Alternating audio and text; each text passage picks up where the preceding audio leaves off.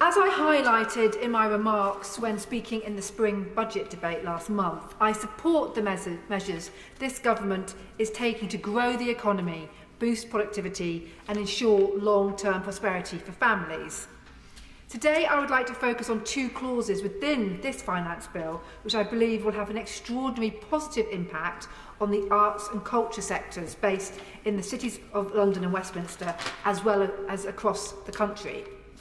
First, Clause 16, which amends the Corporation Tax Act 2009 to permanently set the rate of credit to 45% for touring theatrical productions and 40% for non-touring. The rates were due to taper to 30% and 35% respectively in April next year, but will now be set permanently at 40% and 45% from that date. The measures laid out in this bill increase the tax relief available to theatre productions. And secondly, Clause 17, which increases the tax credits available for orchestral companies, which also amends the Corporation Tax Act 2009 to permanently set the tax credit rate at 45% instead of the planned taper at the end of this financial year. Madam Deputy Speaker, the performing arts sector plays a crucial role in the economy of the West End. According to the Office of National Statistics, 8% of the whole UK arts and cultural businesses in 2023 were based in the cities of London and Westminster. That equates to around 2,500 businesses and thousands of jobs. World-renowned venues including Theatre Royal Drury Lane, the London Palladium, the Royal Opera House and the Royal Albert Hall not only attract audiences from all around the country, but also across the globe. The Society of London Theatre and UK Theatre recently produced a study which underscored the importance of the theatre sector to our economy. Their research showed that UK theatres generate £2.39 billion in GVA, supporting over 200,000 jobs and generating a total turnover of over £4.4 billion every year. And I am in no doubt that this uplift in tax credits will have a positive impact on actors, musicians, costume designers, set creators, singers, and a whole host of jobs which rely on a strong and prosperous performing arts sector. As we know, the past few years have been difficult for this industry.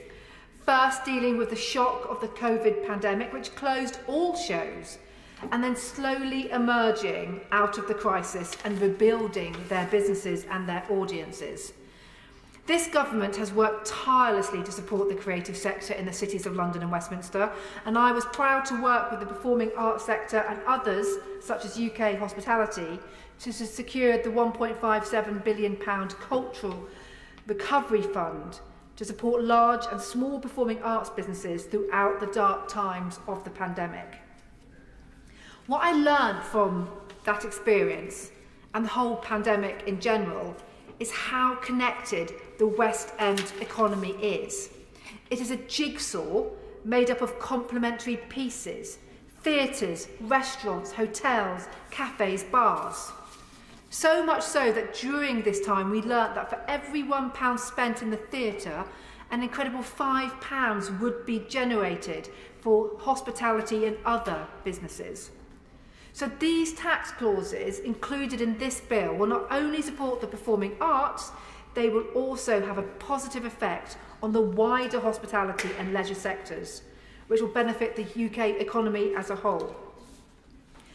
Madam Deputy Speaker, whilst I fully support this bill and the included changes to tax relief, there is one specific issue I wish to raise, and that concerns the new definition of theatre production, which was introduced in the Finance Act 2024. The Society of London Theatres, UK Theatres and theatre companies based in the two cities have told me that immersive theatre companies will now not be eligible for the relief this bill offers due to the new definition of theatre production. The new narrow definition of what an audience is means that immersive theatre companies like Little Lions Entertainment, based in the West End, will be ineligible for the tax relief that is now provided in this bill. Madam Deputy Speaker, Little Lions Entertainment has been a recipient of theatre tax relief for the past 10 years. They employ 350 people in London and Manchester, and during their time have welcomed over 2 million patrons to their performances. Yet because of the change in definition, they fear for their future and the future of the entire immersive theatre industry. So I would be grateful to the Minister if he can consider looking again at the definition of theatre production so that companies such as Little Lion Entertainment and others are not excluded from the fantastic support this bill will provide. Madam Deputy Speaker, I'm very proud of this government's continued support for the performing arts in the United Kingdom. This bill will continue to ensure that our world-renowned theatres and opera productions flourish and safeguard them for future generations.